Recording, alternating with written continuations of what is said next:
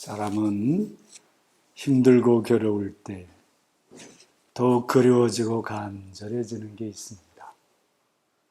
나이가 들어 외로워질수록 더더욱 그렇죠. 어머니의 사랑, 부모님의 사랑이 바로 그것입니다. 혈혈단신 월남한 윤춘병 청년도 그랬습니다. 후에 감리교 목사가 되었고 또 감독도 하였지만 그 당시에는 영양실조에 지친 외로운 청년이었습니다. 홀로 방에 누웠는데 창문으로 비치는 4월의 하늘은 유난히 높고 푸르렀습니다.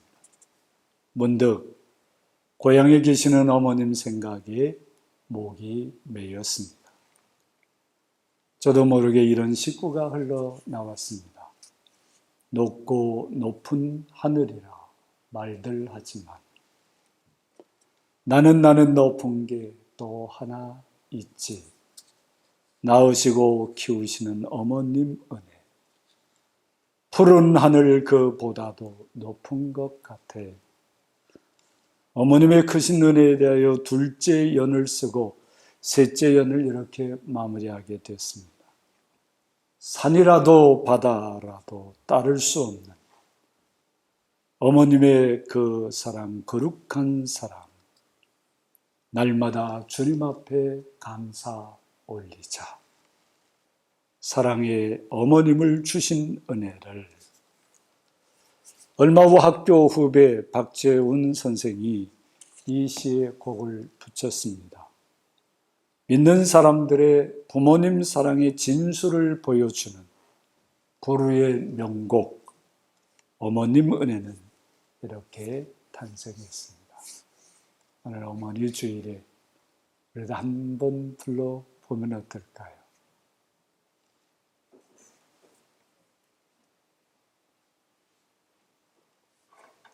(1절과) (3절을) 찬송하겠습니다.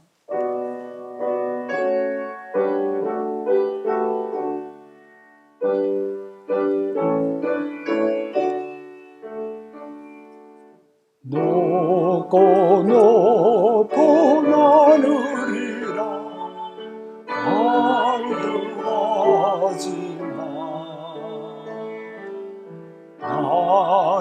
나는 높은 게 또 하나 있지.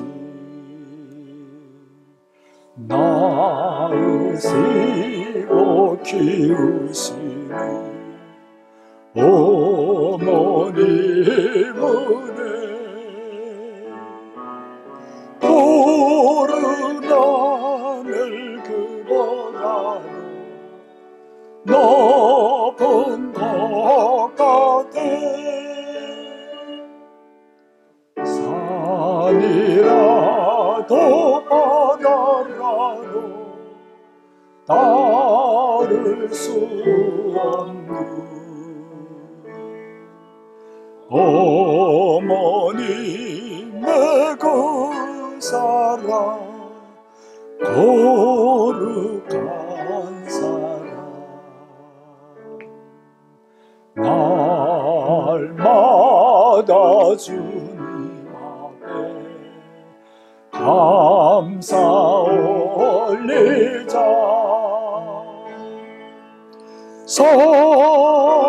사랑의 어머님은 주신 은혜를.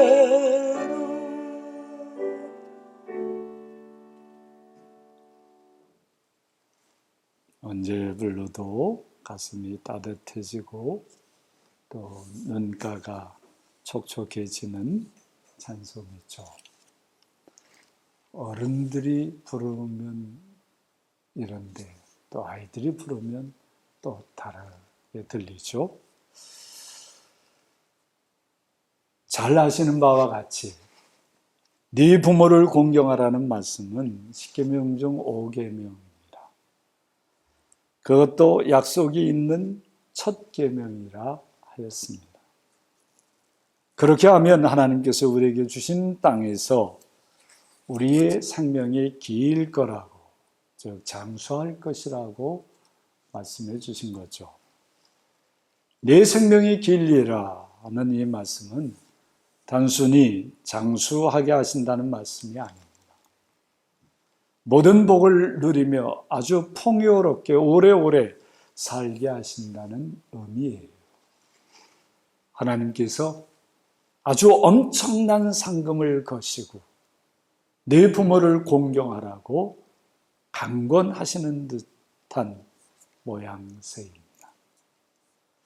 이런 상급이 없다고 해도 사람이 부모를 공경하는 것은 마땅한 도리인데 하나님께서 왜 이리도 강조하시는지 좀 궁금하시지 않습니까? 한편 하나님께서 이리도 강권하시는데 사람들은 과연 부모님 공경을 얼마나 제대로 하고 사는 것인지,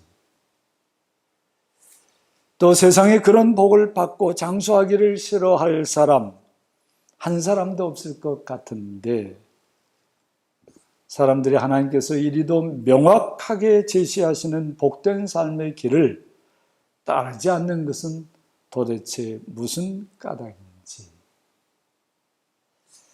오늘날 사람들의 부모님 공경의 현실은 어떠한지, 아니 남 얘기가 아니라 우리 자신의 부모님 공경의 현실은 정말 어떠한지. 세상에는 아름다운 부모 공경의 이야기도 참 많고 많은 사람들이 부모 공경에서 복을 누리고 살기도 합니다. 하지만 부모님 공경에서 아주 자신 있게 나설 수 있는 사람은 그리 많지 않아 보이기도 합니다. 원래 부모님 공경이라는 것이 끝이 없는 것이어서 그러기도 합니다.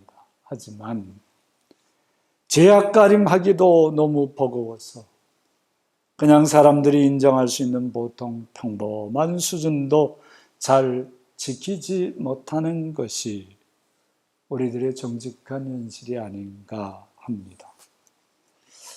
어버이날이라 또는 어버이주일을 맞으면서 부모님으로 인해서 감사하고 기뻐하기보다는 무언가 죄송하고 편안치 않은 사람들이 더 많지 않나 싶습니다. 더욱이 공경해야 할 부모님이 더 이상 이 세상에 안 계신 분들은 더 많은 아쉬움을 진하게 느끼기도 하는 것 같습니다. 그렇게 된 사연도 참 여러 가지인 듯해요. 부모를 공경해야 하는 것 다 잘 아는데 부모에게 너무나 큰 상처를 받아와서 도무지 마음이 열리지 않는 사람도 있습니다. 아주 어렸을 때 부모가 이혼을 하고는 전혀 돌보지도 않아서 온갖 눈칫밥을 먹으면서 친척 집에서 자란 사람은요, 후에 크게 성공을 해도 부모님 공경이 쉽지가 않습니다. 저들 좋아서 결혼하고 저들 싫다고 이혼을 했으면 그럼 우리는 왜 낳았어? 이런 생각. 그런 생각을 떨쳐버릴 수 없기 때문에 그렇죠. 부모들의 삶이 별로 떳떳하지 못하고 부끄러울 때도 차라리 없는 셈 치자고 부모 공경을 포기하는 경우도 없지 않습니다. 부모들의 성격이 워낙 괴팍해서 보통 사람들의 정성과 인내로서는 감당하기 어려워서 어찌할 바를 모르는 사람들도 있죠.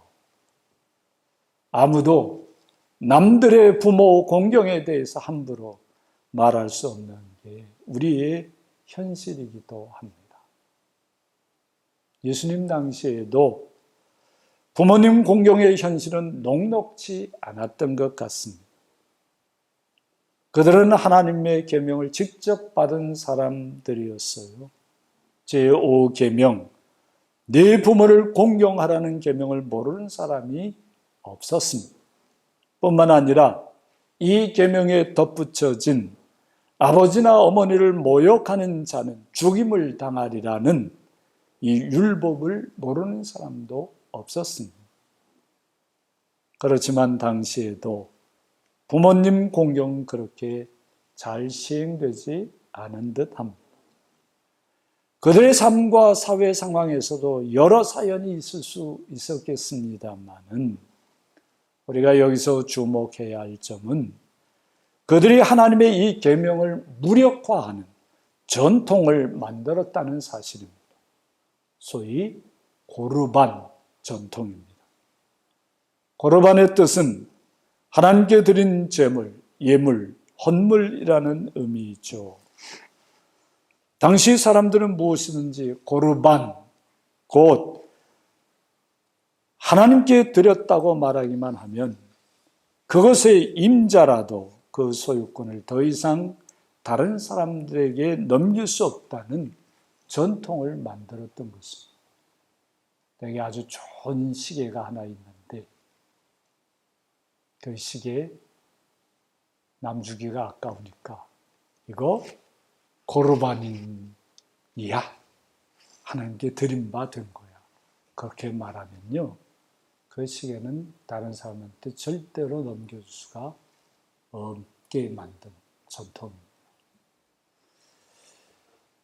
그것의 사용권도 그 임자가 죽어서 소유권이 성전에 귀속될 때까지만 임자가 사용할 수 있었을 따름이었던 것이죠. 이런 방식으로 아들이 어버이에 대한 부양과 공경의 책임을 벗어나게 만들었던 것입니다. 고약한 것이죠. 하나님께 드린 것을 빙자해서 내 부모를 공경하라는 하나님의 계명을 무력화하는 데 악용을 했던 것입니다.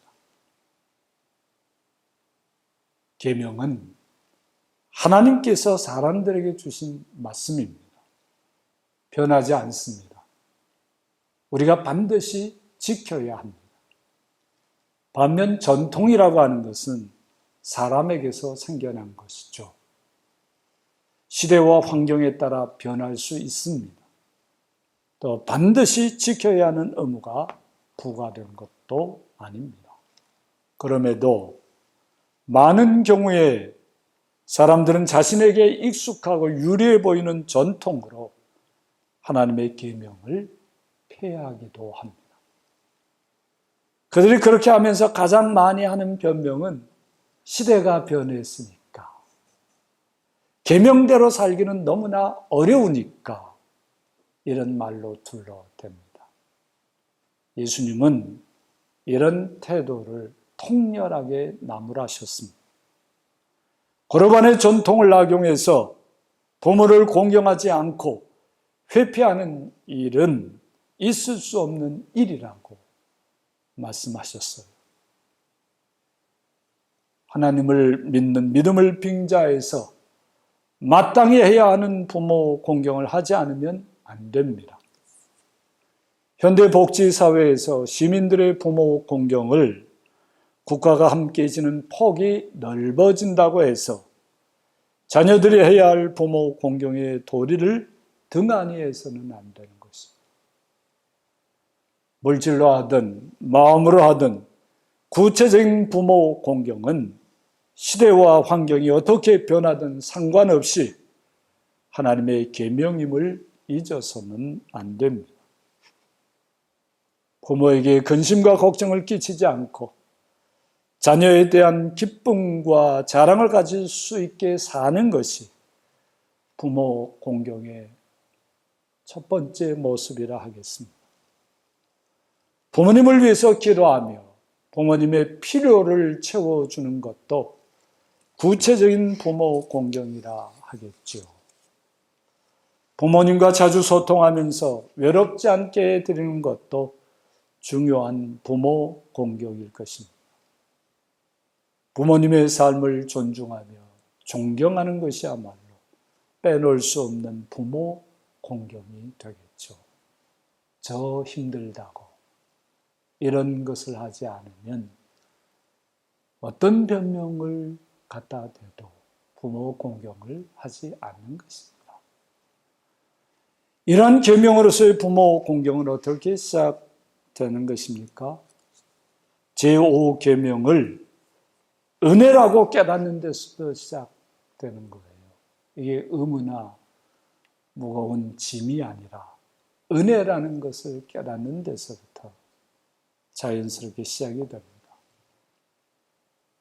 십계명 전체가 하나님께서 사람들에게 주신 무거운 율법적인 멍에가 결코 아닙니다. 사람들을 가장 아름답고 거룩하게 살게 하시려고 하나님께서 사람에게 주신 은혜 중에 은혜가 십계명인 것입니다. 사람이 사람답게 가장 온전하게 살 수 있는 모습이 십계명에 담겨 있고요. 특별히 제5계명에 담겨져 있는 것입니다. 부모 공경은 힘겨운 의무가 아니라 사람을 가장 복되게 하시려고 하나님께 주신 하나님의 넘치는 은혜인 것이에요. 이를 깨달으려면 하나님께서 주신 은혜를 받아들여야 하겠죠. 십계명을 주실 때 서문으로 주신 말씀이 너무나도 중요합니다. 출애굽기 20장 1절과 2절입니다. 하나님이 모든 말씀으로 말씀하여 이르시되 나는 너를 애굽 땅 종되었던 집에서 인도하였니 네 하나님 여호와니라. 십계명은 애굽에서 종살이하던 이스라엘 백성을 구원해 주신 하나님께서 이스라엘 사람들이 복받는 새로운 삶을 살라고 주신 은혜의 방편이었습니다. 이스라엘을 애굽 종살이에서 해방하신 하나님께서 또다시 이스라엘에게 힘겨운 멍에를 뒤집어 씌울 이유가 어디 있겠습니까? 하나님의 이 은혜로 제5계명의 은혜를 깨달아야 하겠습니다. 하나님께서 우리 부모님을 통해서 우리에게 주신 은혜를 하나하나 헤아려 보아야 하겠습니다. 하나님은 먼저 우리 부모님을 통해서 우리에게 생명을 주셨죠. 부모님은 우리의 생명의 통로인 것입니다. 여러분들의 가장 소중한 생명의 통로이라는 말씀입니다. 부모님 없이 생명을 얻을 길이 없습니다. 태어날 길이 없다는 것이죠. 부모님 없으면 우리는 이 땅에 존재하지도 않았던 것입니다. 하나님은 우리 부모님을 통해서 우리를 보호해 주시기도 하십니다. 물레기, 이 핏덩이로 태어난 우리를 사람 노릇하게 거의 20년 가까이 보호하시고 키우셨습니다. 아무 보상도 바라지 않으시고 그 수고를 해주신 부모님, 그 부모님은 그래서 하나님의 손길이라고 말하는 것입니다. 하나님은 우리 부모님을 통해서 우리에게 세상 살아가는 기본적인 지혜와 방법을 가르치셨습니다. 부모님은 하나님의 지혜의 보고인 것이죠. 물론 모든 것은 아니어도, 그것이 완벽한 것은 아니었어도 우리 나름의 개성을 가지고 더 온전히 배워나갈 수 있도록 그렇게 이끌어 주신 것입니다. 부모님을 통해서 받은 하나님의 은혜는 헤아릴 수 없이 많습니다. 우리가 우리 주님 예수 그리스도를 통해서 받는 완벽한 은혜의 그림자와도 같은 것입니다. 그래서 좋은 부모님 이미지를 간직한 사람들이 하나님의 은혜를 더 잘 받아들일 수 있게 되는 것이죠. 하나님 아버지도 나의 아버지 어머니와 같을 것이라는 생각에서 그렇게 하나님의 은혜도 쉽게 받아들이게 되는 것입니다. 부모님 이미지에 아쉬운 부분을 가진 사람들도 하나님의 은혜에 담긴 하나님의 아버지와 어머니 이미지에서 자신의 아쉬움을 넘어설 수 있게 되는 것입니다. 자신도 자기 자녀에게 좋은 부모로 살아갈 수 있게 되고 아쉬운 자신의 부모 공경도 조금씩 더 잘해 나갈 수 있게 되는 것입니다. 오늘 어버이 주일에 한 가지 더 나누고 싶은 말씀이 있습니다. 성경에 효도라는 단어가 나오지 않는다는 사실 아시나요? 성경에 그 많은 단어들이 있는데 효도라는 단어가 나오지 않습니다. 놀랄만하죠. 부모 공경이나 부모 사랑 이런 말씀만 있습니다. 왜 그럴까요? 부모 공경을 계명으로 강조하는 종교가 기독교 외에 세상에 없는데 왜 효도라는 말을 쓰지 않을까? 성경의 부모 공경은 그 뿌리가 하나님의 은혜에 있고 세상 효도의 뿌리는 사람들의 윤리에 있기 때문이 아닌가 합니다. 성경에서 말하는 부모 사랑은 세상에서 말하는 효도와 그 차원이 다른 거예요. 그것을 감당할 수 있는 힘도 다른 것이고요. 혼동하지 않았으면 좋겠습니다. 물론 세상 사람들 중에도 성도들 못지않게, 아니 성도들보다 훨씬 더 부모님께 정성을 다한 효도를 하는 사람도 있지만 그 시작과 열매는 다를 수밖에 없는 것입니다. 여러분들은 하나님의 은혜로 부모 사랑을 알게 되고 부모 사랑을 할 수 있게 된 것, 하나님께 깊이 감사하면서 그 사랑을 실천해 나가야 할 것입니다. 성도들은 아직 믿지 않는 사람들에게 지지 않게 오직 하나님의 은혜를 힘입어서 마음과 정성을 다해 부모 공경을 해야 할 것입니다. 믿는다고 하는 사람들이 믿지 않는 사람들보다 못하면 하나님 앞에 부끄러운 일 아니겠습니까?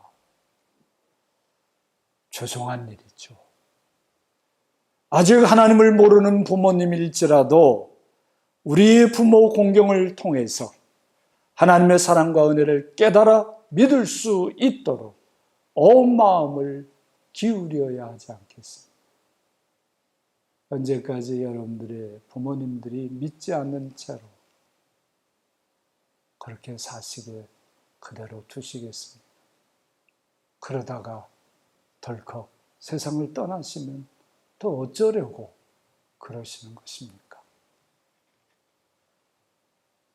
아직 믿지 않는 부모님에게 그 부모님이 받아들일 수 있게 하나님의 은혜를 느끼시게 하고 예수님을 영접하시게 하는 것보다 더 큰 부모 공경이 있을 수 있을까요? 그 놀라운 은혜의 역사가 이루어지도록 기도하면서 평소부터 온 정성을 다하고 말씀을 전하는 것을 결코 포기하지 말아야 하겠습니다. 구체적으로 여러분들 올 목표를 하나 세워보세요. 내년 어버이 주일에는 내가 우리 부모님을 꼭 주님 앞으로 모시고 오고 싶다. 그 간절한 마음의 소원으로 기도하시면서요. 하나님, 이 은혜를 힘입을 수 있도록 제게 지혜를 주시고 제게 열심을 주시고 정성을 갖게 해 주십시오. 제가 그동안 너무 무심했습니다. 너무 언젠가 그냥 오실 것으로 생각했습니다. 그러나 정말 시간이 얼마나 남아있는지 아무도 보장할 수 없는데 올 한 해만이라도 제게 시간을 주십시오. 부모님 공경의 사랑에 그 간절한 마음으로 기도하시기 바랍니다.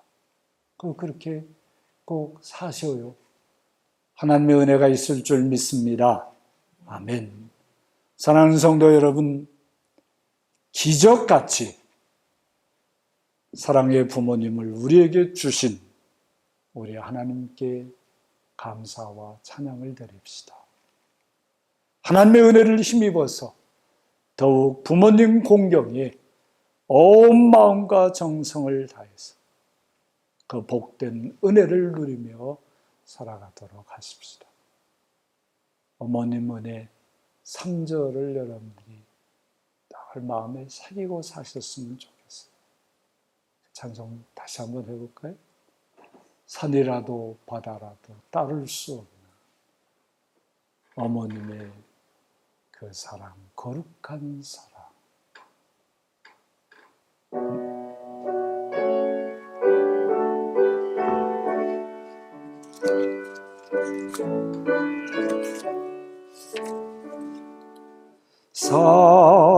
산이라도 바다라도 따를 수 없는 어머니의 그 사랑, 거룩한 사랑.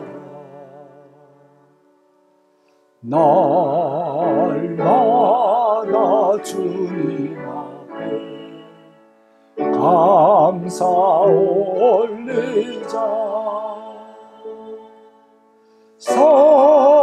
사랑의 어머님을 주신 은혜를 기도하겠습니다. 하나님 아버지, 우리에게 소중한 부모님을 주신 하나님의 은혜를 감사합니다. 비록 우리 안에 여러 사연이 있을지라도 하나님의 계명을 마음에 새기고 하나님 주시는 은혜를 힘입어서 이 부모 공경, 우리 부모님 사랑, 이것을 잘 실행할 수 있게 하옵소서. 우리가 복을 얻기 위해서 하는 것은 아니지만 이 부모 공경과 사랑을 통해서 하나님의 놀라운 은혜가 우리 삶 속에 가득가득 차고 넘치게 하옵소서. 예수님 이름으로 기도합니다. 아멘.